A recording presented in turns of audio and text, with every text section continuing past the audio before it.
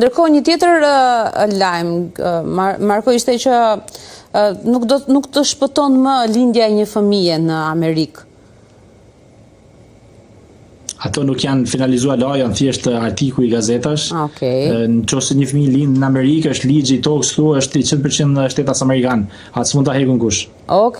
Ja pra, duhet qartësuar se ne bëm pyetje dhe Marko është kaq shumë preciz në të thënit e gjërave, saqë po qartësojmë shumë nga ato pikpyetjet e mëdha, sepse u diskutua dhe ishte një nga gjërat që u tha masivisht që tashmë po të lindesh fëmijë në Amerikë nuk quhet një shtetas amerikan, po do të kthehet edhe nuk i mban dot prindrit atje në një farë mënyre për t'i bërë me dokumenta.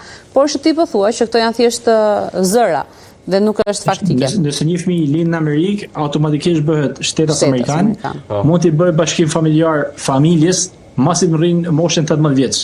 18 vjeç. Po. Që mundet me bë sponsor, si më thanë, familjeve. Po. Dhe ndërkohë me çfarë mund ta justifikosh? Po, mund ta vazhdosh, Marko. Po. E vetmi ndryshim që po mundohen ta bëjnë dhe mund të ndryshohet është nëse martohesh me një shtetas amerikan, nuk e ke garantuar si që është për 6 muaj për shembull green card, që është dokumenti amerikan. Vetëm ajo mund të ndryshohet, se është mënyrë sponsorizimi, ajo mund të ndryshohet.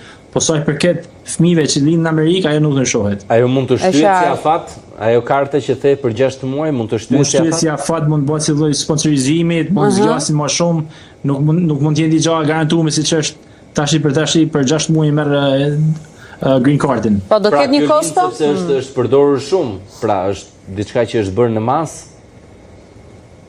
Po, është diçka që e bën në masë, dhe arsyeja pse Trumpi e ka cekë këtë si temë, sepse ka pasur shumë martesa falso që i kanë bërë thjesht me marrë dokumenta, se është mënyra më shpejt me marrë dokumentat në kështrim, nëse nuk ke letra është përmes martesës.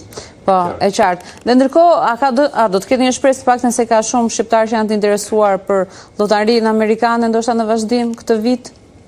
Çfarë thuhet? Pra aty nuk e dim. Nuk ka zëra, është akoma... Me sa di unë ata i ka anullu presidenti.